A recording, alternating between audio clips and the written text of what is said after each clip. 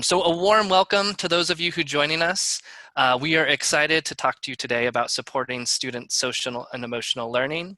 This webinar is being hosted and facilitated by the Indiana Department of Education in collaboration with the Regional Educational Laboratory Midwest, or REL Midwest for short.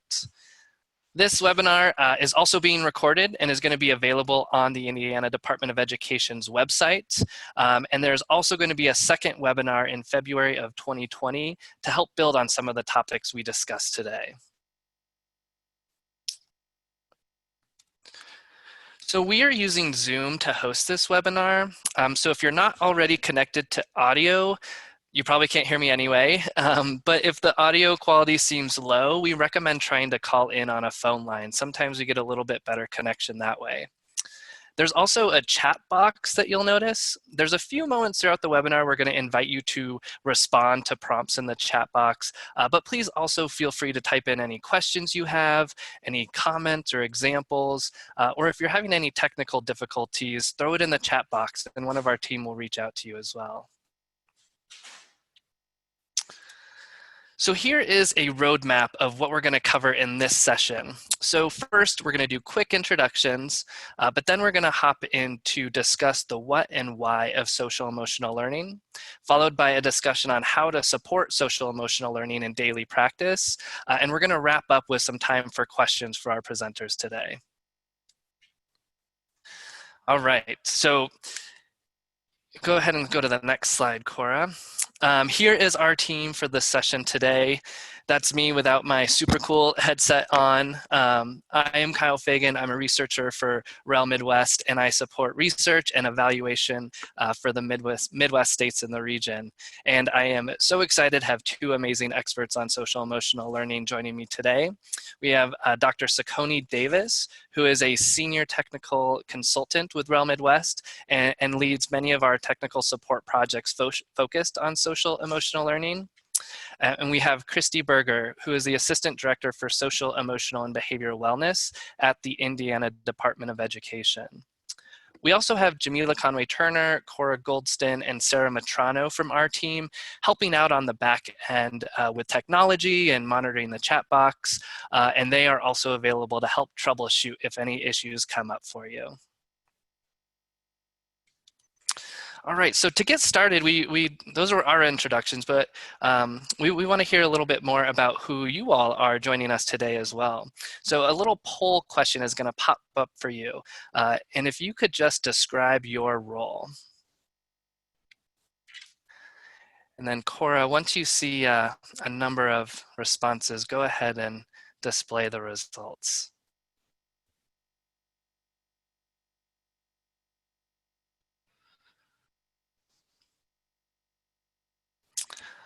All right, so pretty good spread.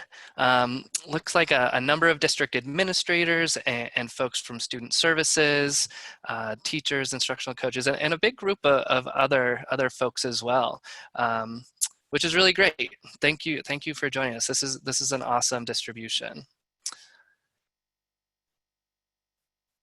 All right. So we also recognize that in addition to coming from different roles and having different responsibilities in your schools and districts, that there's also probably a range of understandings on the concept of social emotional learning that people are bringing to this session. So go ahead and respond to this second poll about how well you feel like you understand the concept of social emotional learning.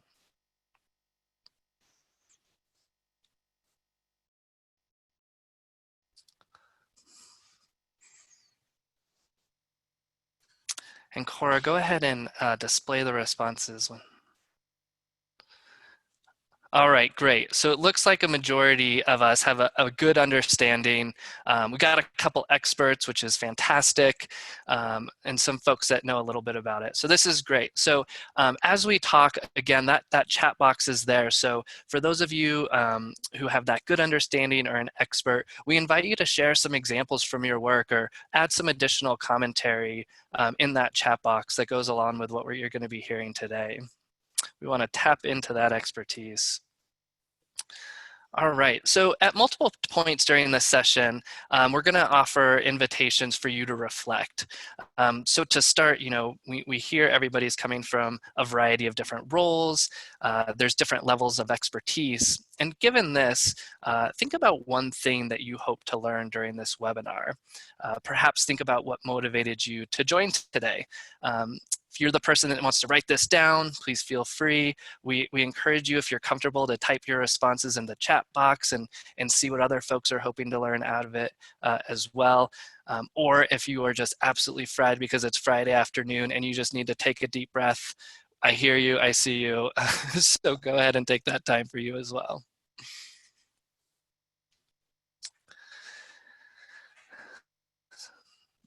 Thank you for those who are putting in the chat box. I see some ways to apply it in the classroom for teachers. That's perfect. We're gonna, hopefully we'll be able to meet that. All right. I am going to come back on towards the end of the session, but I am actually going to pass it off to our pros right now to talk about the what and why of social emotional learning. Hello, everyone. It is great to see that so many of you are well aware of what social emotional learning is.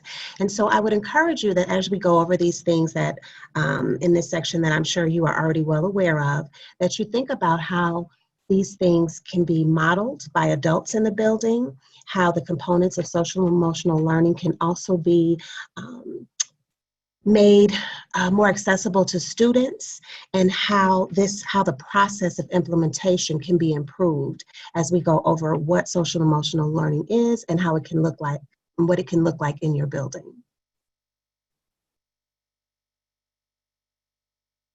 So as you think about, as we showed this slide a little bit early about social emotional learning, when you think about, look at these emojis.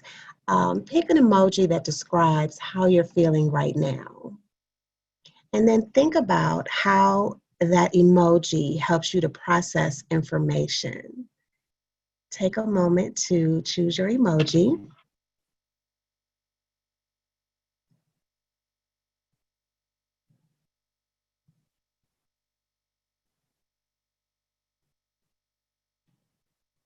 Okay.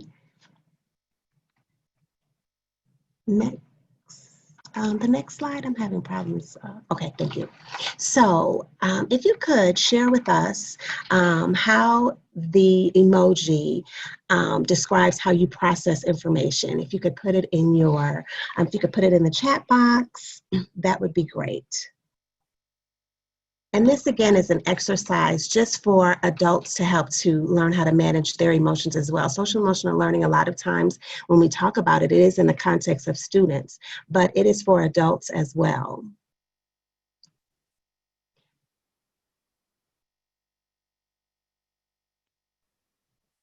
Okay, so it helps, someone says that it helps, gives you a visual, it helps you think and respond slower. And that's really important, understanding how we process information as adults, and to keep that in mind for students as well. I have teenagers at home, and a lot of times they ask me questions over and over again. And so I'm learning that they're processing what it is that I've said. And so it's great just to identify that as adults as well. Knowing how you process information, knowing that it takes you a minute, and then being able to communicate that with your colleagues and even sometimes your students. Like, okay, well, give me a minute, let me think about that, and then I'll get back to you. And then modeling that for students as well is really, really impactful. So when we think about social emotional learning, thank you for those that shared as well. So as we think about social emotional learning, this is the definition that we use from Castle. And it really helps us to understand and manage our emotions, some of what some of you guys are putting in the chat box. Thank you for those who are still responding. It helps us to be positive, to be able to set and achieve positive goals, which is very important for us as adults, but also important for students, helping them to set goals at the beginning of the year and then being able to have those check-ins to see how they're doing in meeting those goals so that they can remain positive, see progress, and be able to meet those goals by the end of the year, if not sooner. Helps us all to show empathy for others, especially students. At different ages, they need to learn how to understand others' perspectives and then be able to have and show empathy for others. And then maintaining those positive relationships, and most of all, making responsible decisions. Very important for students to grasp.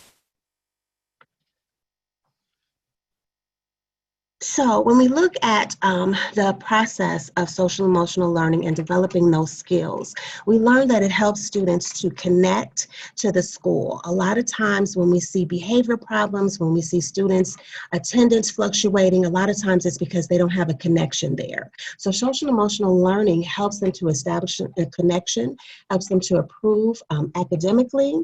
It also provides opportunities for improved school performance, whether that's academic, whether it's socially, whether it's behavior-wise, different ways that we can see improvement in school performance. And then it takes us beyond just school, but into life, being able to take these skills that we've been talking about into life, into their future careers, college. All of those things are beyond just what's happening right now, which is really important. Next slide.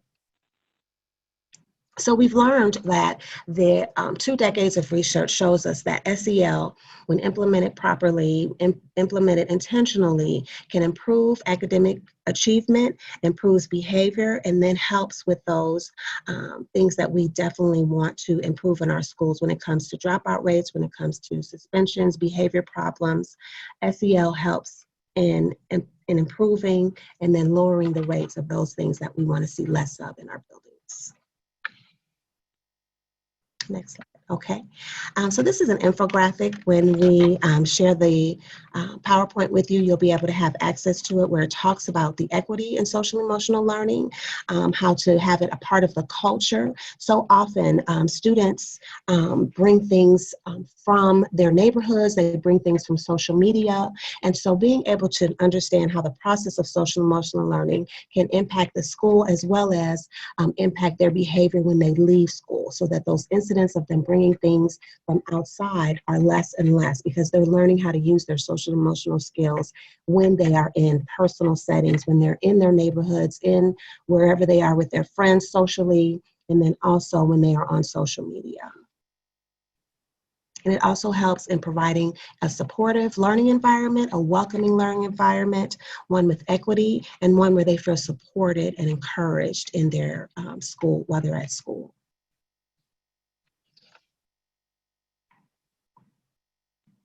And I'm going to turn it over to Christy. All right, thank you all for joining us on a Friday afternoon. We know you've probably had a long, hectic week, so we're glad that you're here to learn about the resources that we have from the Department of Education.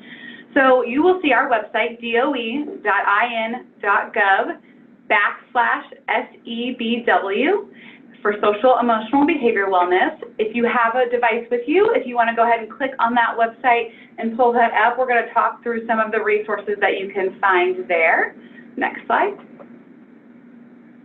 The Social Emotional Learning Toolkit is a toolkit that we put together with Dr. Brandy Oliver, really to provide hands-on intervention strategies and supports for classroom teachers, for staff in school, for counselors, social workers, behavioral specialists, to provide some hands-on strategies to teach these skills.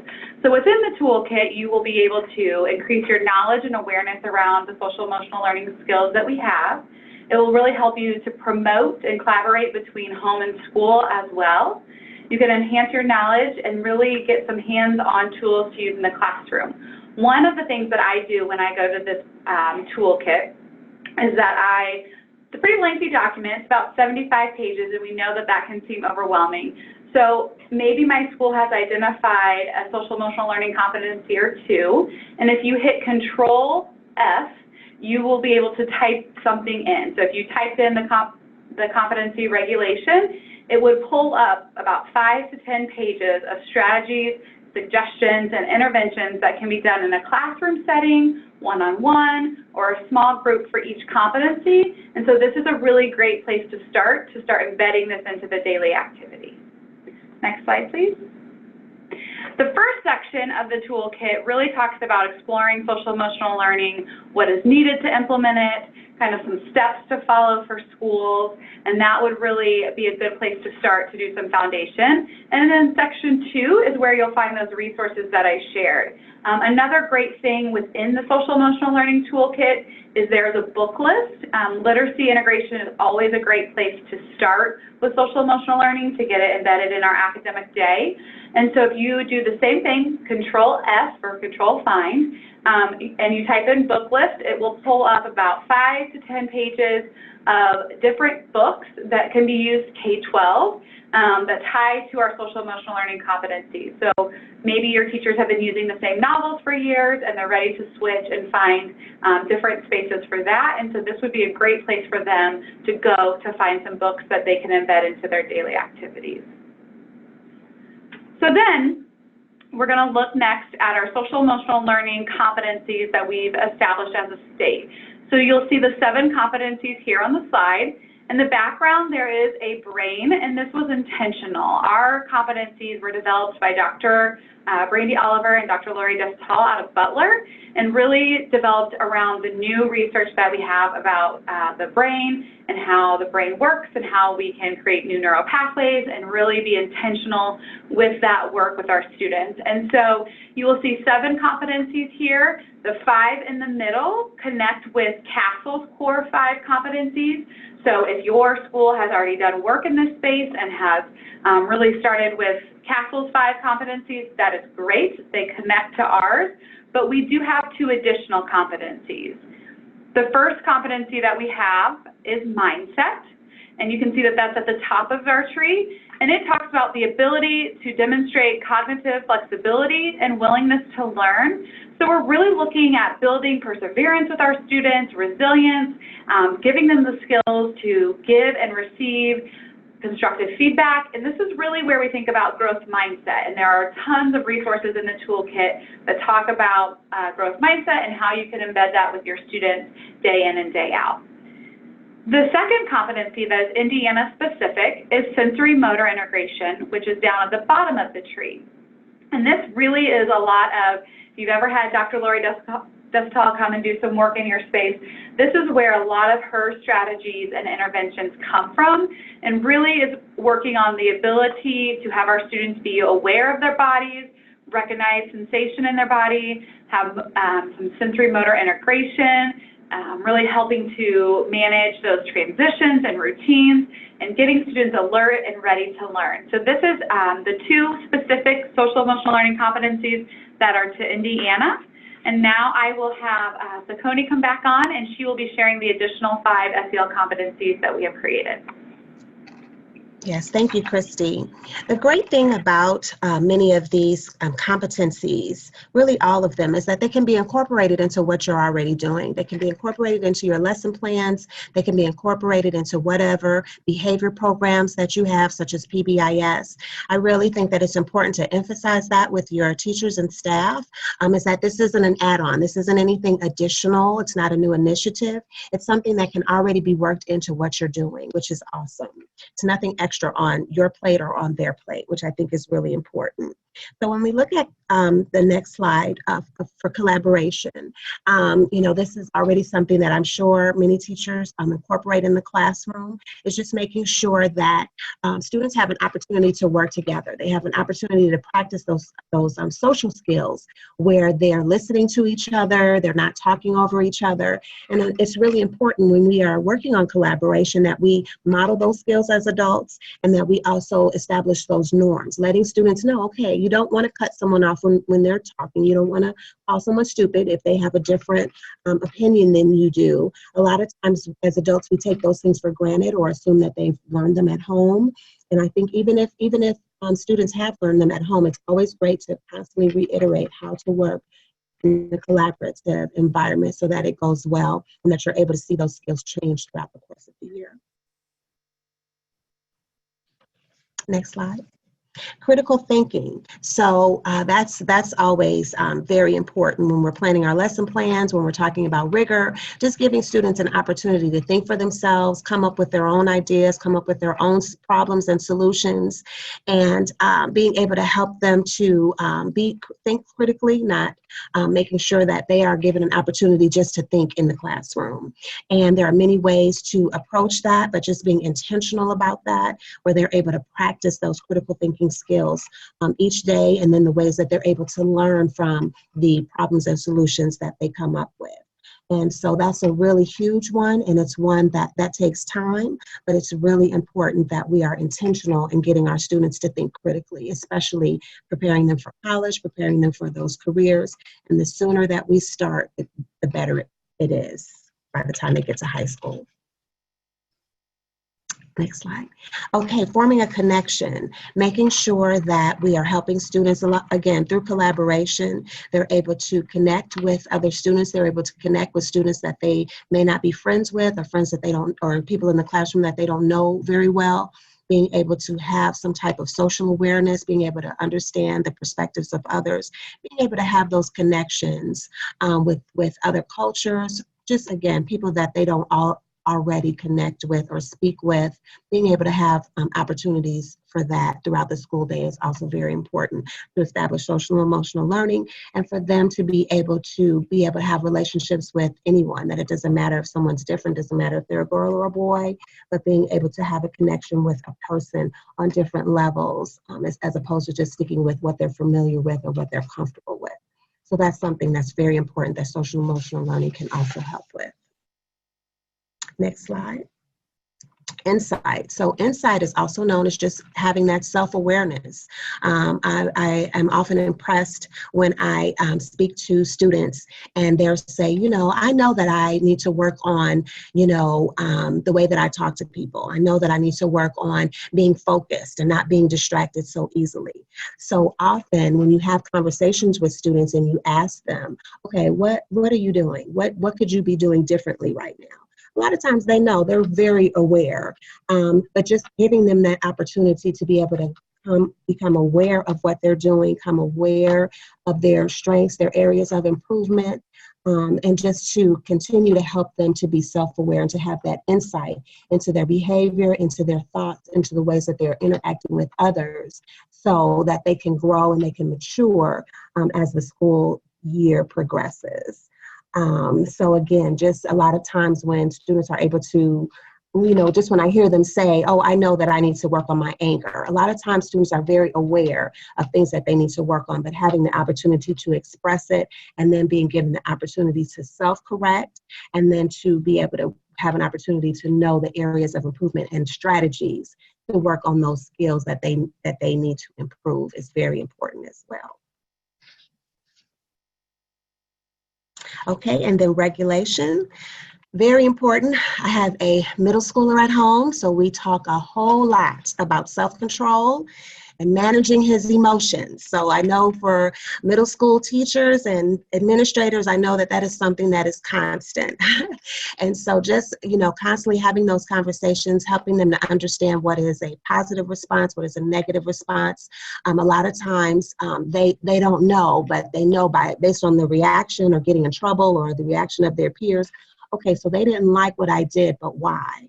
And so them just being able to have opportunities to have conversations around regulation, understanding what's good, what's a good interaction with someone, what's not, what's being impulsive, what's being, just emotional.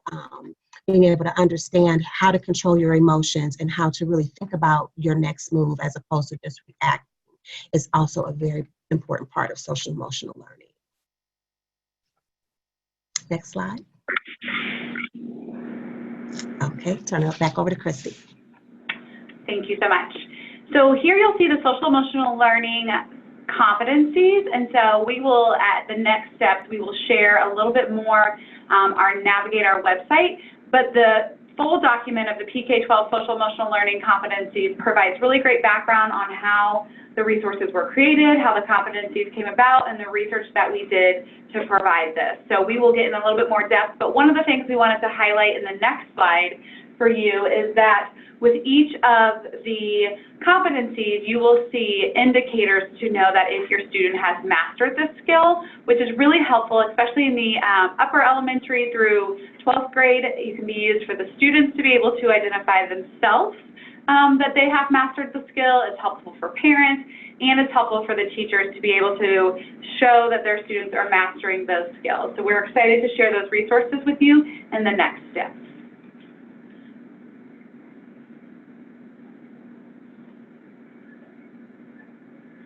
So Connie, I think it's going back to you.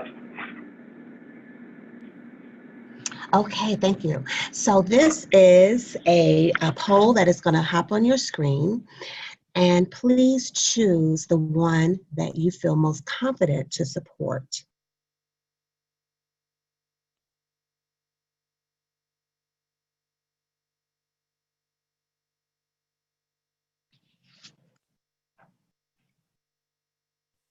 Okay. And our next poll, oh, great, excellent. Okay, regulation, interesting, interesting. Mindset, okay. Very good, very good. Okay, and our next one is which one do you feel least confident to support?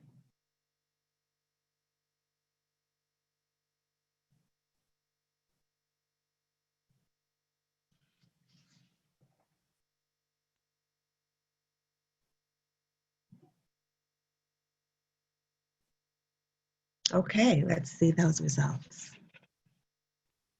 Critical thinking, yes. Critical thinking is challenging. It is challenging. Okay, insight, okay, good. So collaboration was like almost the same in both. Okay, very good. Thank you all so much for participating in our poll. And I did see a couple of questions about resources that we will talk about at the end. Okay, so supporting social emotional learning in our daily practice. So we have, this is a two-part slide. On the left, we see that there are social teaching practices. And this research was given to me by someone, and we had someone else look at it, and warmth and support was actually at the bottom, and then student-centered discipline was at the top. She was like, we should change those. So I thought that was a great point. But just really making sure that we are supporting students, that there is a warmth, that they are able to connect to. Teacher language is really important. A lot of times, a lot of schools are implementing peer observations where teachers will observe each other, and you'll choose an area that I'm working on as a teacher and let me know. And oftentimes teachers will talk about language. What type of feedback am I giving? Am I giving enough feedback? Am I just saying, oh, good job? Or am I saying, oh, good job, Mary, sitting in your seat. Good job raising your hand and waiting for me to call on you. Those types of things that really help us to model appropriate behaviors, and also to be able to just making sure that we are giving the support that students need to be able to grow in their social emotional learning and developing those skills. Having opportunities where students are able to choose, where they're able to take responsibility for an assignment, maybe a group, maybe a role in that group, just where they're able to have opportunities where they're able to practice the skills that we are focusing on, the skills that we are learning. And then, of course, student-centered discipline. Student-centered discipline is giving a student the opportunity to correct their behavior, giving them an opportunity to apologize, giving them an opportunity to reflect on an infraction that they have, as opposed to just being punitive. Detention, suspension especially, where before we get to those types of consequences, we're able to do things prior to that, where students are able to correct their own behavior and hopefully not repeat those behaviors.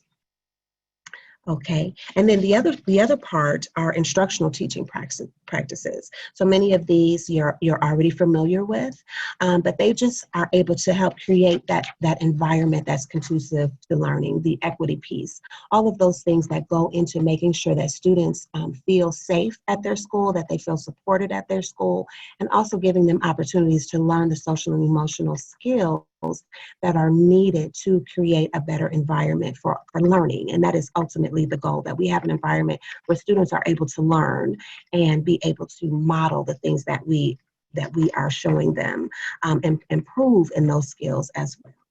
So I think that in order to develop the skills and teaching them to manage themselves, prevent the infractions from happening over and over again, providing opportunities for them to correct their behavior, and focusing more on a student-centered approach will be able to make the process of implementation of SEL go a lot smoother. And again, at the end of the webinar, we will talk about some resources that are available to help you do that. And I'm going to turn it over to Kyle. All right, thank you, Sakoni. So next steps. And this is great. We have a lot of time to explore these next steps, and then time for you all to ask questions that Christy and Sakoni can answer. So if you have burning questions, go ahead and throw them into the chat box so that we can make sure that we respond to them when we get to that part. So go ahead, Cora, and go to the next slide. So I just want to cover a high-level overview of a few resources that we want to highlight that Christy and her team have been really intentional to put out there. And then we'll actually pass it over to Christy to actually pull up the website and kind of navigate it so that you all can see where those resources are located. So one, again, in terms of next steps, we invite you to visit the website and dig into the Social Emotional Learning Toolkit. There are also the competencies that Christy and Sakoni talked about. And again, these go beyond just those broad definitions and get really specific. So I know at the beginning, folks mentioned kind of those real world applications of what this looks like in practice. And these learning competencies do a really nice job of laying out what that can look like. And then to even further that, on the next slide, which we haven't talked about, but Christy can navigate to, is also a document on lesson plans. So getting really explicit about what this can look like in practice across the grade span. So we invite you to access and use that research, or that resource as well. And now I'm going to actually pass control over to Christy, and Christy can share her screen and navigate, because it's one thing to see like a screenshot of the resource, but we want you all to be able to navigate to find these resources in your life as well. All right, thank you, Kyle. Can you all see my screen? Is that working for you all? Good. Looks good. Okay, so you will go to our doe.in.gov/SEBW website. What will actually come up first is a promotional video for the Science of Happiness. If you have not heard, we are offering a free professional development for educator well-being, and so here's a short clip about that. Enrollment starts next Tuesday, and when it's on Tuesday, this will actually take you to Moodle and you can register there. So something to be thinking about as you're working with your staff and wanting to earn some additional PGP points. You'll receive 45 for these. So then we go to the Indiana Social Emotional Learning Competencies. So this has a drop down, a lot of really good information here. That top document is where we can see the whole vertical alignment from PK to 12 with the social emotional learning competencies, and the research behind all of the different competencies and how we came to the name of them and the work of them and how they align to CASEL. So that's a really good document. It's pretty lengthy, but really provides a lot of good resources and supports. So we know that with teachers and educators, we're all really busy, and so we thought another great place to start would be with grade bands, so that if you were wanting a place to start specific to the students that you serve, you could pick your grade band. So if you were to pick the 6th to 8th grade grade band, you will see all 7 of the social emotional learning competencies, and they are color coded. So anytime you see sensory motor integration, it will be color coded for you there. But what I think is great about this is what we highlighted earlier, is that indicators to know if your students are mastering these skills. Another great thing is up top, it'll tell you, we're wanting students to identify a wide range of emotions, and then the student statement is either I can, I am, I feel, to give them that ownership of that. And to the right of it are strategies and hyperlinks to resources to support that. So really helpful if you're wanting to look at your grade level, wanting to support your teachers in this space. We always encourage you to look at the grade bands. Another really good resource, if I was still in the field that I would choose to use to start my work, would be this why infographic. On the front, it goes over the benefits that we shared earlier today. Why do we need to do social emotional learning, and what are the benefits for our students, our community, and our families? But the great thing is on the back, it has all 7 of our social emotional learning competencies and the short definition. So you can put this up at a staff meeting. You could ask your staff to take 2 Post-it notes.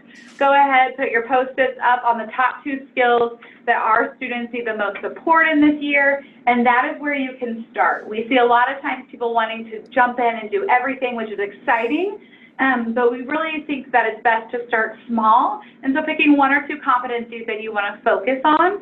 And so below that, you can see 3 strategies that you could use to teach that skill. So impulse control always comes up, which is regulation. That tends to be anywhere I go, 99% of the time, that's one of the skills that our teachers and our students need to work on. So here's 3 strategies that could be used district-wide, school-wide, classroom-wide, small groups, one-on-one, to really support building that skill with your students. So this why infographic is where I would start, but then to take it to the next level is I would click on Toolkit, and I would go actually into that social emotional learning toolkit and pull that up. And as I shared when I was talking earlier, it's a long document, so it can be helpful to go and hit your Control F and type in the word you want to focus on. So we're focusing on regulation. Then I'm going to go to section 2. So sorry, I'm going to make you a little sick. I'm going to go to section 2 of this toolkit that shows about 5 to 10 pages of strategies, suggestions, supports for students to teach this skill. So if I would be in the field and my 3rd grade team really wanted to work on regulation, as a school counselor, I would print this off, put it in their mailbox, encourage them to try an activity or 2, ask if I could help come in and co-teach some of these, or even use this one-on-one or with a small group if that was appropriate. So there are about 5 to 10 pages of each competency for strategies here. This is also where you will find that book list. So if you type in book list up top, it will take you, maybe,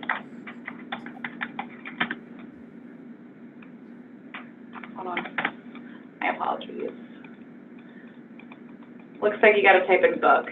It'll take you to the book list down here, and you will see a variety of books that are sectioned by grades that teach our skills. So again, if I'm really focused on regulation, I might use the book I'm Mad Dealing with Feelings, and really be intentional with the feelings within the book and how it ties back to regulation.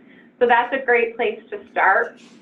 We also have the lesson plans, as Kyle shared. So if you click on lesson plans, there's about 166 pages here of lesson plans that help walk your teachers through what this looks like in their classroom. It provides them step-by-step instructions. It tells them what content that it could connect to. It gives extension activities if your students really enjoyed that. And then it has the objectives and the ways to really embed this in your academic day with your students. So this is a great place to start as well in providing those resources. And then last, I'd like to show you our neuroscience toolkit. We have seen a lot of our secondary math and science teachers really grab a hold of the 100 Days of Neuroscience and using this to replace maybe their bell ringer or the end of the day or the end of the period with their student. All that we ask is that you follow the scope and sequence, but other than that, a teacher does not need to have any background knowledge. They are learning with their students about the brain, and they're learning together. So you will see the guiding question, what is the brain like? Then you'll see strategies and activities to teach that. Obviously, a lot of our teachers, once they get going, will make it their own and go a little bit above and beyond and really have it fit for their students. and then they'll have the resources to teach that.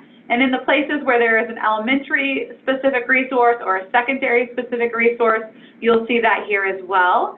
So that's a really helpful place, especially for some of those secondary content areas, to do this 2 to 3 times a week. It can take anywhere from 5 minutes to 10 minutes, depending on the discussion of the students and the teacher, and really getting in depth or just kind of providing an overview of this with your students. And maybe your teachers aren't ready for this step. And so another thing that we have provided up here is a resource list for adults. So maybe you're still at the why stage with your staff and really creating the purpose and why this is important. And so we have a list of books that maybe you would like to do a book study on or extend with some teachers in your building. And so this is another good resource as you build out your social emotional learning and that whole child teaching in your school or district. So Kyle, those are the highlights about what we went through, and so I wanted to just highlight those and go through them one-on-one. But please know that if that does not work for you on your end, if you're having some computer issues or if anything isn't uploading, please reach out to me and we can help you get that so that you're on your road and going. Great, thank you so much, Christy. And we'll go back to Cora to display the main slide deck. All right, thank you, Cora. I think we're actually a couple slides up from where that is, though. There we go. Thank you. This is one down is perfect. So we want to offer another moment to kind of pause and reflect, because this is a short session with a ton of information. Even what Christy just covered is quite a lot. So take a moment and just think of 2 actionable items that you could take in the short term. So, think about what are those Monday morning items, recognizing SEL covers such a broad area and can take so much time and energy. Think about 2 steps that can move you forward from wherever you are. So if you're already an expert, what is going to make you a little bit more of an expert on Monday? And we invite you, if you feel comfortable, to throw those in the chat box or just take a moment to reflect on them.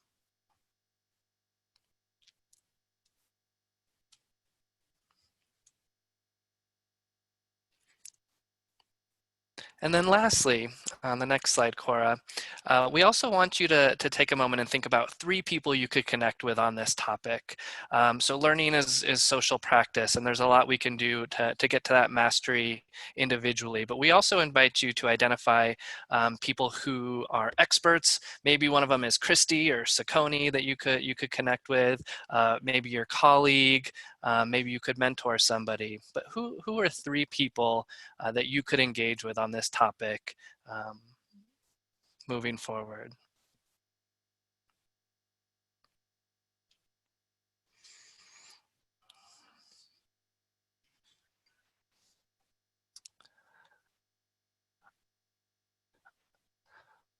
All right. Thank you for those of you sharing in the chat box also. So we have about 15 minutes left, which is great because we wanted to leave time for questions for Christy or Sakoni or any other questions you may have.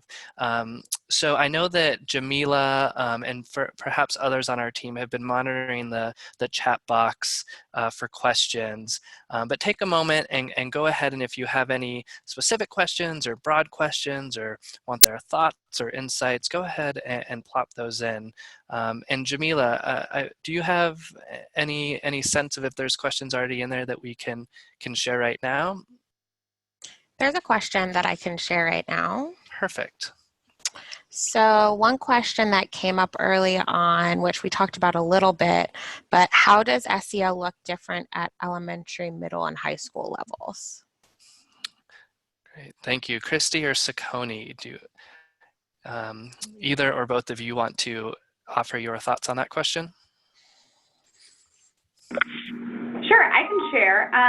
This is something we get a question a lot about, as it feels natural in the beginning to really fit in that elementary space. But as we say, social emotional learning is for all, including our adults, and that never really stops, that learning process.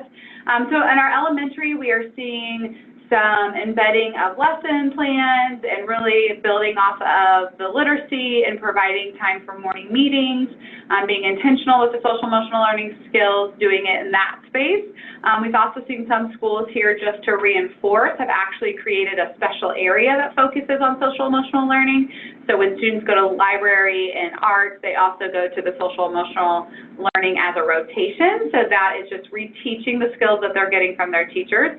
So we've seen that. At that secondary level, we've seen a lot of it be very intentional and starting small. So we've seen at the high school level a lot of adults connecting with students and being intentional in those connections. We've seen a lot of peer-to-peer mentoring programs, which helps build some of those social emotional learning skills. And then we're seeing people tie this in with their employability standards. So that is now, as you guys know, a requirement for Indiana schools. And actually on our DOE website for the employability standards, we have crosswalked those standards to the social emotional learning competencies so that teachers can teach them hand in hand. But honestly, what I noticed in my time in the field for about 10 years was your good teachers are doing this on a daily basis. They are practicing, they're reteaching, they're modeling. They're just not necessarily as intentional or have the resources that they need to do this on an ongoing process. And so our hope is with these resources, they would now have even more to do and embed in their, not more to do, sorry, that sounded wrong, but add into their day and have more resources to support social emotional learning into their academics. So that's kind of where I've seen the difference. Sakoni, did you have anything you'd want to add? No, that was excellent. And I think definitely walking through those resources where they are divided up into the different levels for schools, I think would be very helpful to look at that and to see how to incorporate those things. Great, thank you. Jamila, any other questions in the chat box? So there was one that Cora just put in the chat box from early on as well. How can I assist SEL implementation in a large high school? I was going to share, Castle has a rubric in their resources. I can add the link when we send out the PowerPoint. They have a rubric on a tool where you go through and you do a walkthrough with your wherever areas you want to look at, the classroom, the lunchroom, wherever, and then you use the rubric to assess how implementation is going. Another example we've seen in Indiana, and I think it's always helpful when obviously the leadership believes in social emotional learning as well. And so we've seen places where administrators have one or two non-negotiables for the area of social emotional learning. Again, if we say we're going to do everything, we're not going to be successful because it's going to feel overwhelming. And so one principal, and it was a pretty large high school, their focus for the year for their educators and for their students was mindfulness and just being intentional with their emotions and being ready to learn. And so tying that in with sensory motor integration. And so his non-negotiable was that the staff and the students 3 times a day did 1 minute of mindfulness practice. So everybody school-wide did it after the moment of silence. Then they did it after their lunch because they had a variety of lunch schedules. And then they did it for 1 minute before they went home, because sometimes we know that going home can be an anxiety or trigger for some of our students. And so him and his admin team and his school counselors provided the teachers with, here's what mindfulness might look like. It could be the lights low, it could be music, it could be drawing, it could be breathing. So he offered them a variety of ways to embed that, and then the teachers were able to take it from there. So the bare minimum was that they had to do it those 3 times, but they were more than welcome to do it even more than that. And they saw over the year of that practice, just adding that, they really saw an increase in their attendance and a decrease in the behaviors because they were really being intentional with that sensory motor integration and being aware, which ties right into regulation. It's a great example. Thank you, Christy. All right, I don't see any additional questions, so I do want to offer Christy or Sakoni, before we close out, do you have any kind of closing words or words of encouragement for those that are still on with us? Well, I would just like to say I appreciate you all taking the time to be with us today. I would encourage you to celebrate the small things. This is a heavy lift, but it is definitely possible and well worth it. And so take the time, every week, or some schools do it every day, to talk about the positive things, the things to celebrate that are happening with SEL, and to make sure that you take care of yourselves. Thank you. And I would just add, one, thank you for being here. And it sounds like some of this may have been things that you have already heard, but our hope is that you have one thing that you can take back to your staff in the next couple of days or weeks, and know that our next follow-up webinar from this will be even the next step. So we're going to dig even deeper. Our team will provide that for you all in February. But as you are exploring the resources and looking at what is out there, again, if you have any questions or find an error in any of those, please feel free to reach out to myself and my team so that we can adjust. Or if you see a lesson and you're like, yeah, that didn't go as well as planned, let us know. They're working documents and we want them to work for you. So thank you so much for joining us, and please feel free to reach out with any questions or any suggestions that you guys have as you go through this journey.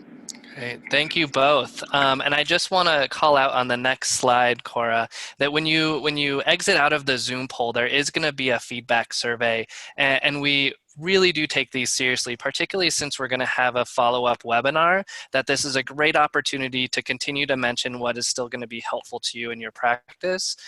So we invite you to give us feedback on this webinar, and we're going to read it very intently about how to plan for this next webinar to make sure that it's meaningful and useful to you. And then the last slide is our contact information. So please feel free to reach out. This is just one session in something that we want to be a much broader conversation, and we invite that conversation. So thank you again. Have a great weekend, and we hope to see you at the next webinar.